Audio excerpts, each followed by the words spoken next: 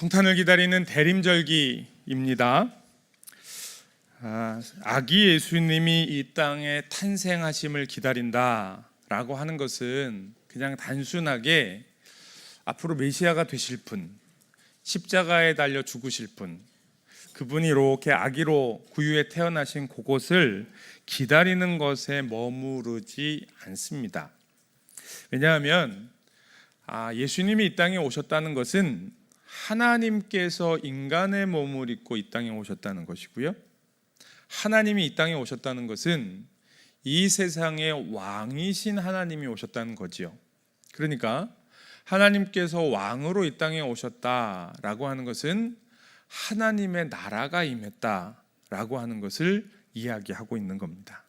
성탄을 기다린다는 건 하나님의 나라를 기다리는 것을 이야기하고요, 예수님께서 이 땅에 오셨다는 것은 하나님의 나라가 우리에게 이미 임했다라고 하는 것을 이야기하는 겁니다. 실제로 예수님께서는 공생의 기간 동안에 가시는 곳마다 그곳에 하나님의 나라가 임했음을 말씀해 주셨고요, 또 그걸 보여주셨습니다. 하나님의 나라가 임했다는 것을 보여주시는 게 뭐냐 하면 실제로 사람들의 삶 가운데 해답이 되시고 솔루션이 되셨다는 이야기죠.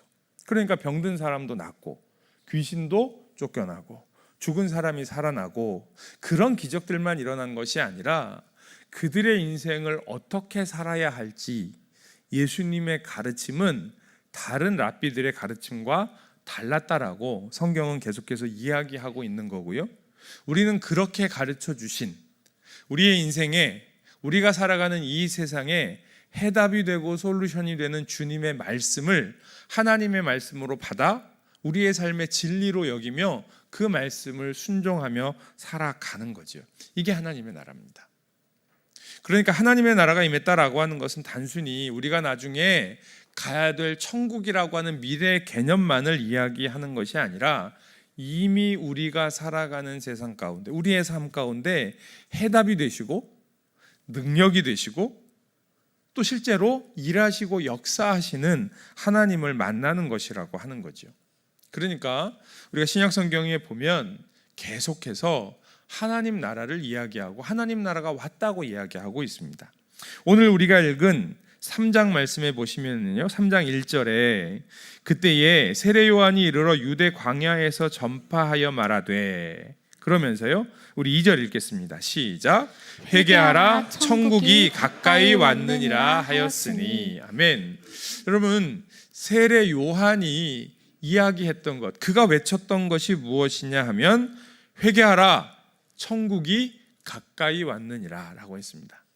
세례 요한만 얘기하는 게 아니라 예수님도 그렇게 말씀하셨어요. 마가복음 1장 14절 말씀에 보면 요한이 잡힌 후에, 세례 요한이 잡힌 후에 예수께서 갈릴리에 오셔서 하나님의 복음을 전파하여 이르시되, 그러면서 뭐라고 말씀하셨냐면 그 이후에 읽겠습니다. 시작.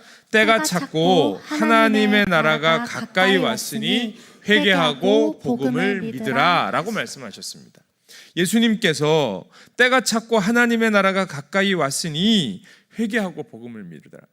그러니까 세례 요한이 얘기했던 회개하라 천국이 가까이 왔느니라 라고 하는 이 천국과 예수님께서 말씀해 주신 때가 찼고 하나님의 나라가 가까이 왔으니 회개하고 복음을 믿으라 라고 하는 하나님의 나라는 같은 나라예요. 하나님이 주인 되시는 나라, 하나님의 나라, 그의 나라인 것이지요. 그러니까 예수님도 세례 요한도 이미 하나님의 나라가 임했음을, 목사님 여기 가까이 왔다고 했으니까 아직 임하지 않은 건 아닌가요? 그런데 헬라어의 문법과 여러 가지를 보면 이미 임한 하나님의 나라를 이야기하고 있는 겁니다. 그러나 아직 완성되지는 않은, 그러니까 우리는 그 하나님의 나라를 살아가고 있는 거죠. 이미 우리 가운데 주셨어요. 그러니까 우리는 하나님의 나라의 복된 것들을 풍성하게 누리며 살아가야만 하는 겁니다. 그래야 좋은 게 아니라 지금 이래도 누릴 수 있도록 주셨다, 여기에 머무르는 것이 아니라, 아니, 우리는 그것을 풍성하게 누리며 살아가야 합니다. 왜냐하면 이미 임하신 하나님의 나라가 놀랍고 크기 때문에요. 세상의 나라와는 비교할 수 없기 때문에요. 그런데다가 예수님은 그 하나님의 나라에 대해서 바리새인들과 얘기하면서 이렇게 말씀하셔요. 우리 누가복음 17장 20절과 21절을 같이 읽겠습니다. 같이 읽겠습니다. 시작. 바리새인들이 하나님의 나라가 어느 때에 임하나이까 묻거늘 예수께서 대답하여 이르시되 하나님의 나라는 볼 수 있게 임하는 것이 아니요 또 여기 있다 저기 있다고도 못하리니 하나님의 나라는 너희 안에 있느니라. 아멘. 우리가 성경에서 바리새인 그러면 그냥 나쁜 사람들, 외식하는 사람들 이렇게만 생각을 합니다. 그런데 실제로요, 바리새인은 예수님 당시에 하나님의 나라에 가장 관심이 많은 사람들이었습니다.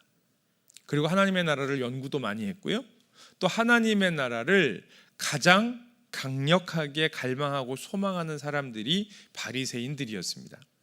그 바리새인들이 예수님께 묻는 겁니다. 하나님의 나라가 어느 때에 임하겠습니까? 그런데 여기에 뭐가 있냐면 몰라서 묻는 게 아니고요, 우리가 하나님의 나라를 알고 있는데, 우리가 하나님의 나라 연구했는데, 하나님의 나라는 내 손 안에 있는데, 그런데 당신 얼마나 잘하는지 한번 봅시다. 아니, 우리가 얘기해야 되는 하나님의 나라를 당신이 얘기하는데, 당신의 제자들이 얘기하는데 그 하나님의 나라 그러면 언제 오는 거요? 하고 묻는 겁니다. 그때 예수님의 대답은 하나님의 나라는 볼 수 있게 임하는 것이 아니라 또 여기 있다 저기 있다고도 못할 건데 하나님의 나라는 너희 안에 있느니라 라고 말씀해 주셨습니다. 이 말씀은 그냥 하나님의 나라가 우리의 마음속에 있으니 마음의 평안을 주미 이런 얘기는 아닙니다. 여러 가지로 해석을 할 수 있지만 크게 두 가지 대표적인 해석은 뭐냐면, 첫 번째, 하나님의 나라는 하나님이 이 세상의 주인이라고 정말 고백한다면, 하나님이 내 인생의 주인이라고 내가 정말 인정한다면 그런 사람들 사이에, 저도 하나님이 제 인생의 주인이라고 생각하고요, 우리 성도님들도 하나님이 내 인생의 주인이라고 믿으시지요? 왜 3분의 1도 안 돼요? 믿으시지요? 안 믿으면 하나님 나라 없어요. 안 믿으면 없습니다. 하나님 나라는, 다시 한번 말씀드려요, 하나님의 나라는 하나님이 주인이 되시는, 하나님이 왕이신 나라입니다. 뭐 왕정제가 옳으냐 틀리냐, 왕정제가 우리 인간들이 살아가는 곳에 좋은 제도라고 할 수는 없지요. 그러나 그렇다고 해서 하나님께서 왕이 되시는 것을 거부할 수는 없습니다. 이 세상을 창조하신 완전하신 하나님께서 우리의 왕이 되시는 것이 지극히 당연한 일이고요, 그러한 나라를 살아가는 것이 우리가 가장 행복하게 살아갈 수 있는 나라입니다. 그래서 하나님께서 왕이 되신다라고 하는 것을 인정해야 하나님 나라를 사는 거죠. 저는 인정 못하겠습니다. 그러면 어떻게 하나님 나라를 살겠어요? 그러니까 그 하나님께서 내 인생의 주인이시라고 제가 인정하는데요, 여러분도 인정하시면 하나님의 나라는 어디에 있어요? 여기에 있는 거죠. 우리 안에. 또 하나는 뭐냐면, 아까 말씀을 드리는 것처럼 예수님께서 가시는 곳마다 하나님 나라의 역사가 일어났습니다. 하나님이 주인이 되셔서 그들의 인생에 참된 솔루션을, 해답을 주셨단 말이에요. 그러니까 예수님의 말씀은 이거예요. 하나님의 나라를 왜 딴 데서 찾냐? 하나님의 나라가 여기 있는데. 제가 아닙니다. 예수님이 말씀하시는 거예요. 예수님이 하나님의 나라인데, 내가 하나님의 나라인데 왜 하나님의 나라를 딴 데서 찾아? 라고 말씀하시는 거예요. 왜 바리새인들은 하나님의 나라를 다른 곳에서 찾았을까요?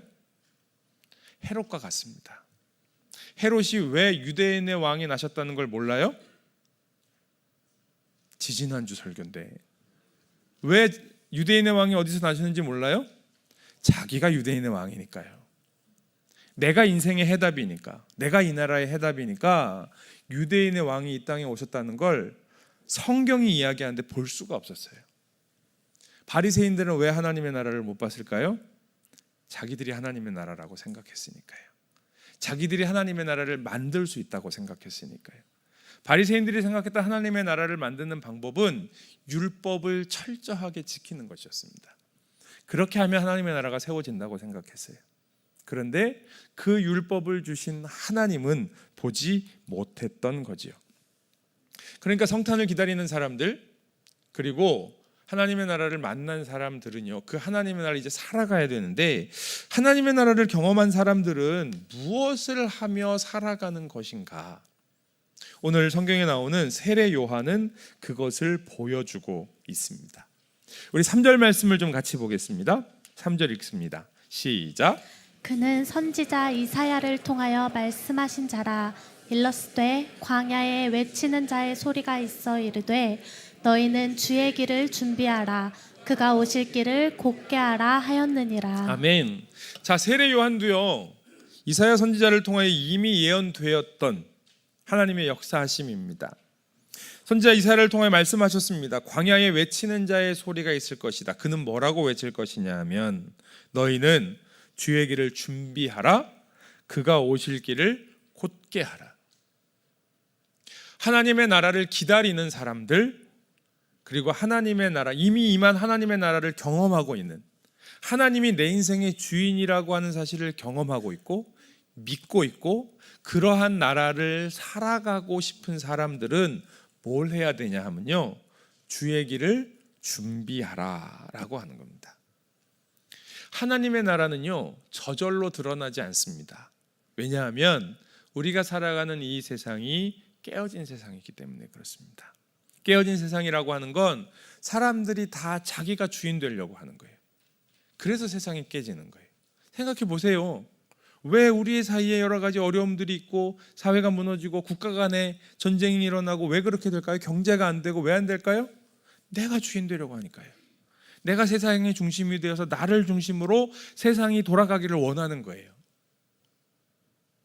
왜 사람들이 성공하고 높은 자리에 올라가려고 해요? 나를 중심으로 세상을 움직여 보고 싶어서요. 물론 하나님께서는 당신의 백성들을 높이십니다. 왜 높이실까요? 네가 세상의 주인이 되어라 라고 말씀하시는 게 아니고요. 하나님께서 세상의 주인이신 걸 아는 사람이 세상에 높아져야, 그래야 이 세상이 하나님의 원리로 잘 움직일 수 있는 거죠. 하나님의 사람들이 세상 가운데 열심히 최선을 다하여 성실히 살아가며 하나님께서 높이시는 삶을 살아가야 하는 이유는 거기에 있는 겁니다. 내 자랑이 아니고요. 그래서 주님의 길을 준비하는 것은요, 하나님의 나라가 드러날 수 있도록, 사람들이 하나님의 나라를 볼 수 있도록, 주님이 오시는 것을 볼 수 있도록 그 길을 예비하는 것을 이야기하는 겁니다. 그러니까 여러분 좀 반대, 물론 주님의 길, 주님이 오실 길이라고 이야기하지만 내가 길을 안 닦으면 주님이 못 오셔요? 그렇지 않습니다. 오히려 반대예요. 주님이 이미 이 땅에 오셨는데 오신 주님을, 주님이 이미 이 땅의 왕이신데 그 왕이신 주님을 아직도 알지 못하고 보지 못하는 사람들이 볼 수 있어야 합니다. 그러면 어떻게 주님의 오실 길을 준비할 수 있을까요? 그건 우리가 살아가는 삶의 모습을 통해서 그렇게 할 수가 있습니다. 세례 요한은 어떻게 살았습니까? 마태복음 3장 4절 말씀인데요, 한번 같이 읽겠습니다. 시작. 이 요한은 낙타털 옷을 입고 허리에 가죽띠를 띠고 음식은 메뚜기와 석청이었더라. 아멘. 어떤 분들은 이 본문을 보고 야, 모피에, 가죽도 천연 가죽에, 음식은 유기농에, 아 좋았겠네 라고 말씀하시는 분도 있던데, 여러분 그렇지는 않겠죠. 왜 세례 요한은 광야에서 이렇게 살았을까요? 그냥 단순히 돈 없어서 그랬을까요? 저 예루살렘에는 땅값이 너무 비싸서, 집값이 너무 비싸서 살 수가 없어서, 음식을 사 먹을 돈이 없어서, 옷을 입을 돈이 없어서 그렇지는 않습니다. 세례 요한을 이렇게 살아가게 하신 이유는 하나님의 나라를 보여주기 위함이죠. 그런데 하나님의 나라는 세상의 방법으로 살아가는 나라가 아니라는 거예요. 집 한 채 있어야, 한 달 동안 살아갈 생활비 있어야, 내가 그래도 내 신분이나 내 위치를 드러낼 만한 옷이 있어야, 그래야 살아가는 나라 아니라는 거죠. 그걸 세례 요한을 통해 보여주시는 거예요. 그래서요, 진짜 영성은 광야에서 만들어지고 광야에서 드러나는 경우들이 너무너무 많습니다. 그게 우리 지난주에 보았던 이스라엘 백성들이 겪었던 40년의 광야 생활이지요. 왜 하나님께서 이스라엘 백성들을 40년 동안 광야에 두셨을까요? 우리 지난주에 보았던 건 뭐냐면 그 광야에서 이스라엘 백성들이 훈련되어야 한다는 거예요. 하나님 앞에 예배하는 법을 훈련하는 거죠. 그리고 하나님이 주인이시라고 하는 걸 훈련하는 거죠.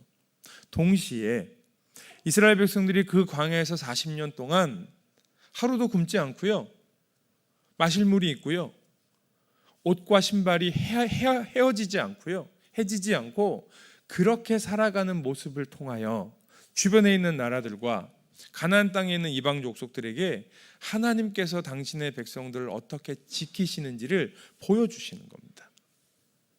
그러니까 실제로 그 주변에 있는 이방 족속들이 이스라엘 백성들을 두려워했습니다. 도대체 저들의 하나님은 누구인가? 저들의 하나님이 누구이기에 저들을 광야에서 저렇게 지키실 수 있단 말인가? 그리고 전쟁을 하면 분명히 자기들의 전력이 훨씬 좋은데 저 백성들하고 붙으면 안 된단 말이에요. 도대체 저들의 하나님은 누구인가라고 그들이 볼 수밖에 없고 질문할 수밖에 없는 거예요. 여러분, 이게 하나님의 나라를 드러내는 겁니다. 그래서 하나님께서는요, 광야에 있는 공동체를 통하여 하나님의 나라를 드러내십니다. 도시에서 그들이 살아가고 있는 삶의 터전에서 살게 하지 않으시고 실제로 그들을 광야로 내보내셔서 광야에서 살게 하시는 거죠. 그러한 아주 특별하고 독특한 삶의 방식을 통하여 하나님의 백성들을 하나님께서 먹이시고 입히시고 지키신다라고 하는 것을 그들이 분명히, 세상이요, 광야에서 사는 사람들은요, 그냥 하나님께서 이미 그렇게 부르셨으니까 가는 겁니다. 물론 어쩔 수 없이 광야로 쫓겨나가는 혹은 끌려가는 사람들도 있습니다. 나름 세상에서 성공하고 돈 많이 벌어보려고 애쓰고 노력했는데 그 마음대로 됩니까? 하루아침에 휴지 조각 되고 하루아침에 다 무너져 버리는데요. 그런데 그럼에도 불구하고 하나님 앞에서 하나님이 내 인생의 주인이심을 그때 내가 다시 한번 깨닫고 그때 내가 하나님의 주인이심을 고백하고 하나님의 백성으로 살아가려고 할 때에 하나님은요, 이 땅에 있는 모든 사람들에게 하나님께서 당신의 백성들을 어떻게 지키시는지 보여주시는 거죠. 실제로 세례 요한만 이렇게 살았던 것이 아니고요, 예수님 당시에 SNF라고 하든지 아니면 성경을 가지고 있었던, 성경을 잘 지켰던 쿰난 공동체의 사람들이라든지 또 그 이후에 기독교 전통에 있는 수도원 운동이나 이런 것들을 통하여 광야에서 철저하게 금욕적인 삶을 살아가는 모습들을 보여주었습니다. 그런데 이것만이 하나님의 나라를 보여주는 방법이 아니라는 거예요. 오히려 이것은 굉장히 제한된 사람들에게 제한된 방법으로 보여주는 겁니다. 실제로 하나님의 나라를 보여주는 거예요. 우리가 살아가는 이 세상 가운데, 우리 사회 가운데 하나님의 나라를 보여주는 건 바로 교회 공동체입니다. 그것이 사도행전에 나오지요. 사도행전 2장 말씀해 보시면 사도행전 2장 41절에서 47절까지의 말씀인데 화면에도 보여드릴 테니까요, 또 성경을 좀 찾으시고 보셔도 좋고 설교 안에도 말씀이 있으니까 보시면 좋겠습니다. 예수님께서 승천하시고 성령을 보내주셨습니다. 성령으로 말미암아 이 땅에 교회, 믿는 자들의 공동체가 세워졌습니다. 여러분 기억해야 할 것은 광야의 공동체도 마찬가지고, 광야도 세례 요한 혼자서 아닙니다. 광야의 공동체도 마찬가지고 또 성령이 임하셔서 세워진 교회 공동체도 마찬가지고 공동체로 세워졌다라고 하는 것을 우리는 기억해야 합니다. 하나님의 나라를 누리고 전하는 공동체이어야 하고요, 행복하고 또 하나 되고 거룩한 공동체이어야 합니다. 그냥 그런 신자가 되어서는 안 된다는 거예요. 우리가 성도라고 이야기하죠. 성도는 뭡니까? 성도를 그냥 한자 그대로 풀면 거룩한 무리지요. 거룩한 사람이 아닙니다. 거룩한 사람 그러면 성인이고요, 그 거룩한 사람들이 모여 거룩한 성도가 되는 겁니다. 그러니까 우리 여기 있는 성도님들 한 분 한 분은 우리가 성도님 이렇게 이야기하면 사실은 이렇게 하는 게 그 단어로는 맞는 거예요. 여기 있는 모든 성인님들이 모여서 성도가 되는 거예요. 그렇잖아요. 모여서 우리가 거룩한 무리 성도가 되었는데 그러면 한 사람 한 사람 흩어놓으면 별것 아닌 사람이 돼요? 아니죠. 우리는 다 뭐냐 하면 성인입니다. 성인, 거룩한 사람. 근데 우리가 어떻게 거룩한 사람일 수가 있어요? 하나님의 거룩하심으로요. 하나님께서 우리를 구별하셨으니 우리는 거룩한 사람, 성인인 거예요. 그리고 우리가 모여 뭐가 되냐면 성도가 되는 거예요.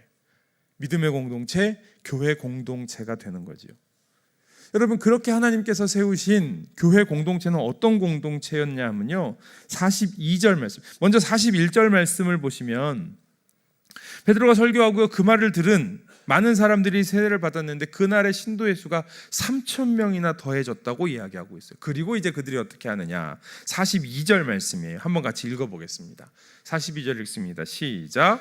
그들이 사도의 가르침을 받아 서로 교제하고 떡을 떼며 오로지 기도하기를 힘쓰니라. 아멘. 가르침을 받았고요, 말씀을 배웠습니다. 그리고 서로 교제하며 떡을 떼며 기도하기에 힘썼다라고 이야기하고 있고, 그게 제일 먼저예요. 교회 공동체로 모여 했던 일은 뭐냐면 말씀을 배우고 서로 교제하며 함께 기도하는 일이었고, 또 46절과 47절 말씀을 보겠습니다. 같이 읽습니다. 시작. 날마다 마음을 같이하여 성전에 모이기를 힘쓰고 집에서 떡을 떼며 기쁨과 순전한 마음으로 음식을 먹고 하나님을 찬미하며 또 온 백성에게 칭송을 받으니 주께서 구원받는 사람을 날마다 더하게 하시니라. 아멘. 여러분, 그들이 모여 사는 일은 뭐였습니까? 여기서 함께 먹었다는 것은 단순히 끼니를 때우는 일이 아닙니다. 그것도 중요합니다. 그리고 실제로 이들의 식사는 우리처럼 그냥 포도주 요만한 거 한 잔, 요만한 면병 하나, 이런 성찬식이 아니고요, 식사를 하는 성찬이었습니다. 그러니까 어떻게 보면 예배 마치시고 내려가서 콩나물밥 드시는 게 그냥 콩나물밥이 아니에요. 우리가 하나님이 주시는 일용할 양식으로 함께 교제하고 하나님이 주시는 것을 인정하는 거예요. 그러면서 맛있게 드셔야 돼요. 네. 여러분, 그렇게 함께 교제하고요, 함께 말씀을 배우고요, 또 뭐라고 나와 있어요? 하나님을 찬양하고. 그러니까 교회 공동체는요, 하나님을 예배하는 공동체입니다. 예배가 뭐겠어요? 하나님을 찬양한다, 하나님의 말씀을 배운다. 왜 그렇게 해요? 교회를 부흥하게 하려고요? 맞습니다. 근데 부흥이 뭐예요? 교회 사람들 많이 오게 하려고요? 아닙니다. 적어도 이 초대교회, 사도행전 2장의 초대교회에는 사람을 많이 오게 하는 목적은 없었습니다. 그런 목적을 가질 수가 없었어요. 그렇게 많이 모일 수 있는 건물도 없었고요, 그런 조직도 없었고요. 그럼에도 불구하고 그들은 예배했습니다. 교회가 세워졌을 때 교회가 가장 먼저 한 일은 예배하는 일이었습니다. 하나님께서 이스라엘 백성들을 출애굽하셔서 광야에 두셨을 때 광야에서 하나님께서 이스라엘 백성들에게 가르쳐 주신 게 뭐예요? 예배하는 법이었습니다. 예배하는 법 안 가르쳐 주신 것 같아요? 아니요. 성막 어떻게 지어야 되는지 말씀해 주셨고요, 그 성막 안에서 어떻게 제사해야 되는지 말씀해 주셨어요. 그게 예배예요. 근데 그 예배는 뭐냐 하면 하나님을 하나님으로 여기는 거고요, 하나님을 찬양하는 겁니다. 왜 하나님을 하나님으로 여길까요? 왜 하나님을 찬양할까요? 하나님이 왕이시라고 하는 사실을 인정하는 하나님의 나라를 소망하기 때문입니다. 나만 하나님이 주인인 것이 아니라 나 혼자 하나님이 주인이라고 하면 힘들단 말이에요. 그거 너무 안타깝잖아요. 하나님이 주인인 것이 이렇게 좋은데 내 주변에 있는 사람들은 그걸 몰라요. 그리고 오히려 이 하나님의 나라를 대적한단 말이에요. 알지도 못하니까. 그런 사람들에게 하나님의 나라를 알릴 수 있도록, 그래서 이 땅에 하나님의 뜻이 온전히 이루어지고 이 땅에 하나님의 이름이 거룩하여지고 이 땅에 하나님의 나라가 임할 수 있도록, 그것을 소망하는 게 예배입니다. 그러니까 우리가 예배에 와요. 이렇게 주일날 예배를 드립니다. 예배를 드리면서 가장 소원하시는 게 뭐예요? 물론 많은 분들에게 하나님이 주시는 위로의 말씀, 생명의 말씀, 하나님이 힘을 주시면 좋겠다, 그러실 수 있어요. 틀리지는 않습니다. 그런데 그러면 왜 하나님께서 나에게 힘을 주셔야 될까요? 왜 예배를 통해 하나님께서 나를 위로해 주시기를 원할까요? 왜 우리가 예배를 통하여 기쁨을 누리기를 원하십니까? 그래야 하나님 나라를 살아갈 수 있으니까요. 하나님 없이 하나님의 나라를 할 수 없으니까요. 하나님이 이미 이 땅의 주인이 되시고 하나님의 나라를 세워주셨는데도 우리가 가정에서, 직장에서 나의 삶을 살아가고 나의 미래를 바라보며 여전히 절망할 수밖에 없고 상처받고 내가 내 삶을 살아갈 능력이 없다면, 우리가 이렇게 모여 함께 예배하며 하나님이 주시는 힘과 능력으로, 주님이 주시는 말씀으로, 하나님이 주시는 위로함을 받아, 하나님이 주시는 능력을 받아 하나님의 능력으로, 하나님 나라의 백성으로 살아가는 거죠. 그러니까 우리의 예배는 하나님의 나라를 소망하는 예배입니다. 뿐만 아니라 우리 44절과 45절 말씀도 함께 읽겠습니다. 같이 읽습니다. 시작.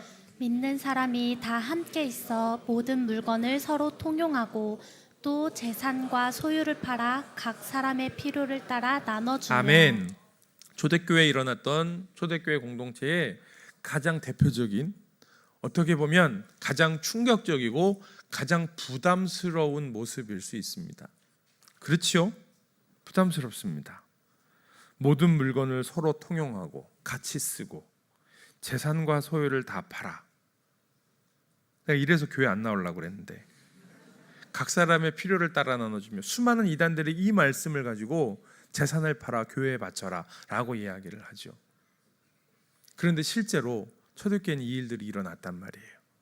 당시에는 노예제도가 있는 사회였습니다. 그런데 주인과 노예가 형제와 자매라고 이야기하면서 같이 모여 예배를 드립니다. 그러니까 노예를 풀어줬어요. 해방시켰어요.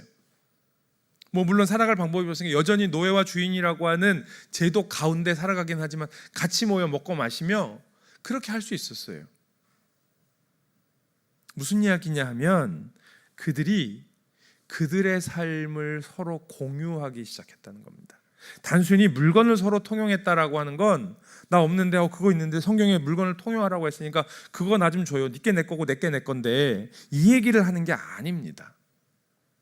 물건을 통용했다라고 하는 것은 서로의 삶을, 문을 열고요, 담을 허물고요, 서로의 삶을 공유하기 시작했다는 겁니다. 그리고 서로의 삶을 공유하는 공동체가 되었을 때 하나님의 나라를 경험하기 시작했습니다. 초대교회가 생겨나면서부터 한 일이에요. 서로의 삶을 열어 그 삶을 공유하는 일입니다. 여러분 한번 생각해 보십시오. 오래도록 우리가 예배드렸고 오래도록 말씀을 들었습니다. 그런데 내가 다른 사람에게 나의 삶을 조금 더 열어주지 않는다라고 한다면, 처음에는 거리가 있어요. 교회 와서 내가 세례받고 교인 되었다고 저 사람하고 나하고 심지어 목사하고 나하고 이렇게 삶이 붙어 있지 않습니다. 이만큼 거리가 떨어져 있지요. 그러면 말씀을 듣고 은혜를 받아도요, 그게 나의 능력이 되지 않습니다. 그런데 어떤 이유로건 그분이 나에게 다가오기도 하고요, 그게 영적인 어른입니다. 그래서 내가 나의 삶을 열지는 않아요. 그런데 삶이 붙는 거죠. 여기서부터 시작하는 거예요. 그러다가 그분이 자기의 삶을 다 열고 다가올 때에 나의 삶을 열지 않을 수 없는 거예요. 조금 열어요. 그런데 나의 삶을 열어 공동체를 시작했을 때 거기에 하나님의 나라가 임하는 걸 경험하는 거예요. 하나님의 나라를 여기 있다 저기 있다 얘기하지 말라고요. 하나님의 나라는 하나님을 왕이라고 인정하는 너희 안에 있으니까, 우리가 하나님이 내 인생의 주인이라고 인정하면서 서로의 삶을 공유하게 될 때에, 그 서로의 삶을 함께 하게 될 때, 공동체가 될 때에 거기에서 하나님의 역사가 일어나는 거예요. 그동안 신앙생활 하시면서 성경 공부하면서 구역 모임 하면서 그런 경험들을 많이 하셨을 겁니다. 저는 구역 모임 하면서 성경 공부하면서 그런 경험 없는데요. 없으신 이유는 성경 공부는 하셨고 구역 모임으로 모이기는 했지만 하나님이 주신 은혜를, 삶을 공유하지 않으신 겁니다. 여러분, 우리 군인교회는 은혜가 없는 것 같아요, 뭔가 생명이 없는 것 같아요. 왜 그런 줄 아세요? 삶을 공유하지 않아요. 군인교회에서 목사가 목회하면 제일 어려운 게 뭔지 아십니까? 그렇게 간증을 안 하세요. 그렇게 간증을 안 하세요. 여러분, 그냥 주변에 있는 교회들 좀 보세요. 물론 모든 교회가 다 그런 건 아닌데요, 그래도 건강하다고 이야기하는 교회, 부흥한다고 하는 교회들을 이렇게 한번 보세요. 특징이 뭡니까? 간증이 되게 많습니다. 물론 그게 만사형통이고 만능이라는 얘기는 아닙니다. 간증은 뭐냐 하면 자랑하는 게 아니고요, 하나님이 나에게 하신 일을, 이게 너무 감사한 일이어서 그걸 나누는 겁니다. 나를 나누는 게 아니라 하나님을 나누는 겁니다. 그런데 우리는 그거 잘 못해요. 삶을 나누는 게 너무 어려워요. 여러분, 그걸 깨뜨리는 일이 중요합니다. 남이 나를 아는 걸, 좋은 일도 나쁜 일도 남이 나를 아는 걸 원치 않아요. 많은 성도님들이요, 목사님 제가 이렇게 해서 수술 받는데요, 병원 가는데요, 다른 사람한테는 얘기하지 마세요. 근데 또 그래서 얘기 안 하려고 그랬는데 다 알아. 다 알아. 왜 얘기하지 말라고 그러셨을까? 제가 그래서 가끔 좀 헷갈려요. 다른 사람에겐 얘기하지 마세요가 목사님 많이 알려주세요, 이런 뜻이신가? 근데 여러분, 내 이야기를 좋은 이야기이건 나쁜 이야기이건 같이 알고, 그래서 뭐라고 얘기해? 좋은 일은 같이 나누면 배가 되고, 힘들고 어려운 일은 나누면 반이 되고, 그게 공동체예요. 그러니까 여러분, 제가 계속 말씀을 드리는 게 뭐냐면, 하나님이 사람을 창조하시고 세상을 창조하셨으니까 하나님의 원리가 하나님 모르는 사람들한테도 적용이 돼요. 그게 뭐냐면 우리가 가지고 있는 격언이에요. 기쁜 일은 나누면 배가 되고 슬픈 일은 나누면 반이 돼요. 이게 교회에서 나온 얘기는 아니잖아요. 이게 하나님의 원리예요. 그러니 그 원리를 우리가 교회 공동체 안에서 살아가는 일은 당연한 거죠. 그렇게 살아갈 때 초대교회가 되는 거예요. 하나님의 나라를 드러내는 거예요. 사람들이 그걸 보고 하나님의 나라구나 하는 거예요. 그런데 하나님의 나라가 임했고 우리가 하나님의 나라 백성이라고 하는데 서로 삶을 공유하지 않아요. 교회 안에서 말하는 거 조심해야 돼. 말했다가 어떻게 될지 몰라. 그걸 교회 밖에 있는 사람들도 알아요. 그래서 막 싸우면 그런 데잖아요. 여기가 교회야, 왜 싸우고 난리야, 이런 데잖아요. 그러니까 여러분, 이런 슬픈 이야기들이 우리 주변에 있다라고 하는 것이, 우리가 하나님의 오실 길, 주님의 오실 길을 준비한다라고 하는 건 그래서 교회가 올바른 교회 되게, 공동체 되게 하는 겁니다. 그렇게 하면 무슨 일이 일어나냐면요, 43절 말씀 보겠습니다. 같이 봅니다. 시작. 사람마다 두려워하는데 사도들로 말미암아 기사와 표적이 많이 나타나니. 아멘. 여러분, 여기서 기사와 표적이 많이 나타났다는 이야기는 초자연적인 신기한 기적만 나타났다는 이야기가 아닙니다. 사람들이 안 된다고 하는 일이 되는 겁니다. 그게 기적입니다.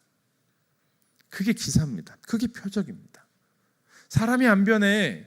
사람이 서로 사랑할 수 없어. 어떻게 자기의 물건을 서로 통용하고 자기의 재산을 팔아 필요에 따라 나누죠? 그럴 수 없어. 근데 그 일이 일어나는 거예요. 이상한 방식으로 살아가는 거죠. 이 세상을 잘 살려면 집도 한 채 있어야 되고, 노후를 살 수 있는 돈도 있어야 되고, 사람들 관계도 있어야 되고, 뭐 이래야 되는데 그거 없는데도 잘 사는 것 같아요. 아니, 그런 걸 신경을 안 써. 어디서 오는지 자꾸 그런 게 오는 것 같아. 이상한 삶의 방식으로 살아가는 겁니다. 그게 그리스도인입니다. 광야에서는 광야에서대로 하나님의 나라를 드러내기 위해 하나님이 주시는 특별한 방법으로 그렇게 하나님의 나라를 보여주는 거고요. 그러나 우리가 살아가는 세상 속에서 똑같은 월급 받고 똑같은 연금 받고 똑같은 집에서 살아가는데 왜 저 사람들은 11조 하는데도 저렇게 되지?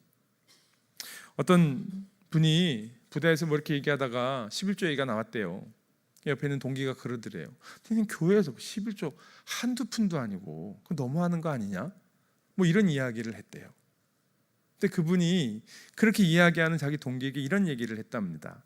나 11조 하는데 정확하게 내 월급이 10분의 1 그렇게 해서 나 헌금하는데, 그러면 내가 그렇게 살아서 너보다 쪼들리고 사는 거 같냐? 내가 밥 사야 될 때 밥 못 샀던 적 있냐? 너보다 가난하게 사는 거 같냐? 이렇게 얘기를 했대요. 아무 말 못 하더랍니다. 여러분, 그렇습니다. 이게 이상한 삶의 방식입니다. 여러분, 우리가 풍삼초초를 하고 이렇게 말씀들을 나눕니다. 그리고 그 공동체 안에 하나님의 나라를 경험하는 일들이 여기저기에서 일어나고 있어요. 그 말씀을 들을 때마다 제가 참 너무너무 감사하고 좋습니다. 그렇게 왜 딱 인생에 이제는 뭐 후반부 들어갔는데 왜 그렇게 하고 있냐고요. 이만재 씨라고 하는 카피라이터가 있습니다. 유명한 카피라이터시라고 하는데 오래된 이야기입니다. 뭐 한 20년, 30년 전에 그분이 책을 썼습니다. 이분이 하용재 목사님을 만나고 예수를 믿게 됐어요. 근데 그때 이미 온누리교회, 뭐 지금도 마찬가지지만 남자분들이 모이는 공동체 모임이 있었습니다. 그러니까 아마 제 기억에 그 공동체의 리더가 가수하시는 윤영주 장로님이었던 걸로 알고 있어요. 그 공동체에 들어가서 소위 구역 모임을, 남자분들 구역 모임을 한 거예요. 그러면서 그분이 자기가 이렇게 예수님을 알게 되고 교회 다니는 이야기를 작은 에세이로 냈어요. 그 제목이 뭐냐면 막 전엔 찐빵이었습니다. 그러니까 자기가 이제 막 전엔 찐빵 같은 정말 자기가 봐도 신기한 삶이라는 거예요. 근데 그분이 거기서 그런 이야기를 썼어요. 제가 읽었던 기억이 나는 건 이거예요. 구역 모임에 가서 3시간, 4시간씩 평일날 저녁에, 금요일날 저녁에 모임을 하는데 이 인도자가 되는 유영주 형님이 어디 해외에 출장을 가도 그 시간 때문에 금요일날 오후에는 비행기를 타고 들어온다는 거예요. 그리고 모여서 나눔을 하는데 자기는, 그분이 그 당시 한 50대 중반쯤 되셨는가 봐요. 50을 넘게 살면서 50 넘은 남자들이 술 한 잔 먹지 않고 과자 부스러기만 펼쳐놓고 3시간, 4시간을 울며 웃으며 이야기하는 모임이 이해가 안 된다는 거예요. 어떻게 이 사람들은 이렇게 살지? 이상한 삶을 살아가는 거죠. 그런데 그게 하나님의 나라를 보여주는 겁니다. 그래서 주의 길을 준비하라. 3장 3절 말씀으로 다시 가면은요, 주의 길을 준비하라. 그리고 그 다음에 뭐라고 말씀하시냐면 그가 오실 길을 곧게 하라 라고 말씀하셨습니다. 여러분, 길을 곧게 하라고 하는 얘기는 길이 꾸불꾸불하다는 얘기겠죠. 길이 꾸불꾸불하면 뭐가 문제냐 하면 내가 가야 될 길이 어떤 길인지, 뭐 내비게이션 보면 내비게이션 따라가시면 되는데, 또 많은 남성분들이 내비게이션도 못 믿으시잖아요. 안 보이니까. 우리나라에는 그런 길 보기가 쉽지 않은 것, 산이 많으니까. 요즘은 터널을 뚫는 기술이 뭐 우리나라 세계 최고라고 하잖아요. 뭐 길 가다가 예전에는 산 때문에 막혀 있으면 다 길이 그래서 꾸불꾸불했죠. 근데 그 길을 다 곧게 폈습니다. 필 수 있는 방법이 뭐냐면 터널을 다 뚫어버리는 거죠. 그럼 길이 곧아지는, 곧게 되기는 하는데, 그러나 터널 때문에요, 길이 곧게는 될지언정 저 끝에를 볼 수는 없습니다. 우리나라에서 그렇게 길이 나는 데가 그렇게 많지 않은 것 같더라고요. 저기 호남 내려가는 그 평야 있는 길, 그런 데 같은 경우도, 그런데도 앞에 산이 있거나 뭐 저 끝에 가면 이렇게 커브가 되거나 뭐 이런 경우들이 많은 것 같아요. 제가 미국에 있을 때 그 애리조나에 인디안 선교하는 선교사님을 만나러 아침 일찍 한 3시간 정도 숙소에서 교회까지, 그래서 아침에 일찍 거의 뭐 새벽 5시, 6시 출발을 해서 주일날 예배 시간에 맞춰서 설교를 하러 가느라고. 그 애리조나 사막이잖아요. 그 사막길을 가는데 저는 운전하고 있고 뭐 아내하고 애들 다 자고 있었어요. 혼자 이제 운전을 하는데 이렇게 싹 언덕길을 올라갔다가 탁 내려서는데요, 그 사진으로만 보는 길을 봤어요. 여기서부터 시작해서 저 끝에 지평선까지 일자로 쫙 놔 있는 길을 봤는데, 제가 그 길을 보고 혼자서요, 그냥 옆에 보니까 자고 있더라고요. 깨워야 되나 이걸. 혼자서 탄성을 질렀어요. 와, 똑바로 난 길이요, 사람을 감격하게 만들더라고요. 여러분, 그가 오실 길을 곧게 하라라고 하는 건 이미 주님이 오실 길은 곧은 길입니다. 그런데 우리는 이미 그 길을 알고 있는 사람이고, 이미 그 하나님을 알고 있고, 이미 이 땅의 주인으로 오신 예수를 알고 있는 사람이니까요, 그 길을 보여주는 겁니다. 그 길을 보여주는 방법은요, 하나님이 우리에게 주시는 삶의 방식이에요. 세상과는 다른 삶의 방식으로 예배하고 서로의 삶을 공유하고, 그리고 세상을 바꿔나가는 그 삶의 방식으로 그렇게 함께 공동체가 되어가는 거죠. 그 삶의 모습을 통하여 세상은 하나님의 나라를 보게 되는 겁니다. 그래서요, 3장 5절 말씀입니다. 같이 읽겠습니다. 3장 5절 시작. 이때에 예루살렘과 온 유대와 요단강 사방에서 다 그에게 나와. 세례 요한이 그렇게 사는 모습을 보여줬는데, 예루살렘과 온 유대와 요단강 사방에서 다 세례 요한에게 나와 세례받습니다. 세례 이야기는 다음 주에 세례식이 있으니까 다음 주에 그 이후의 이야기를 보도록 하고요. 그렇게 하나님의 나라를 보여주었을 때에 하나님의 나라를 사람들이 보고 하나님의 나라를 보면 아까 말씀드린 것처럼 감격하고 감탄합니다. 그래서 세례받는 거예요. 내가 이 공동체 안에 들어가야겠다. 나도 이 나라의 백성이 되어야겠다라고 하는 거죠. 하나님의 나라는 감출 수 없습니다. 내가 하나님의 나라를 만났는데 그 하나님의 나라를 내가 감추어 두고 나 혼자만 봐야지, 나 혼자만 누려야지, 절대로 그렇게 되지 않습니다. 누가복음 11장 33절 말씀입니다. 같이 읽겠습니다. 시작. 누구든지 등불을 켜서 움속에나 말 아래 두지 아니하고 등경 위에 두나니 이는 들어가는 자로 그 빛을 보게 하려 함이라. 아멘. 여러분, 등불을 켜서 저 밑에 두지 않아요. 우리 지난주, 지지난주는 이제 대강절초가 밑에 있었는데 제가 올려달라고 했어요. 뭐 밑에 있어도 꽃하고 같이 있으니까 이쁩니다. 나쁘진 않아요. 그런데 가만히 설교를 준비하고 제가 말씀 묵상을 보다가 빛은, 등불은, 초는 올라와야지. 그게 성경적인 것 같아요. 그래서 부탁을 드려서 올렸습니다. 올리니까 훨씬 보기 좋죠. 왜 등을 올립니까? 비추어야 되니까요. 빛은 세상을 비추어야 되고요. 그러려면 높이 들어야 됩니다. 하나님의 나라는 감출 수 있는 게 아니에요. 하나님 나라는 저 속에 숨겨두는 게 아니에요. 하나님의 나라는 드러내야 합니다. 하나님의 나라를 만난 사람들은요, 하나님의 나라를 드러내는 사람들입니다. 어떻게 해요? 하나님이 우리에게 주신 삶의 방식으로 공동체를 살아가며 하나님의 말씀을 실천하며 서로 하나님의 나라를 배워가며 그렇게 하나님의 나라를 드러내는 거죠. 그런 하나님의 백성들 되시기를, 우리 믿음의 공동체가 되기를 주님의 이름으로 간절히 축원합니다.